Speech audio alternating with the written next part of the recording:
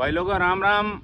काफ़ी भैया कमेंट आवे कि भाई माने कोई ज़मीन कटानी है, सामलाती ज़मीन है तो उनमें जैसे कोई ज़मीन कट सके, कहीं टाँका वगैरह रास्ता एक जनो कटा सके कहीं, या पचे और भी कमेंट आयो तो मैं सबरा कमेंट भेड़ा करने एक वीडियो बनाऊँ आज के। एक भाई साहब रो कमेंट आयो कि माने ज़मीन भेड़ी है न माने पट्टो उठावनो मकान बनियोड़ो है।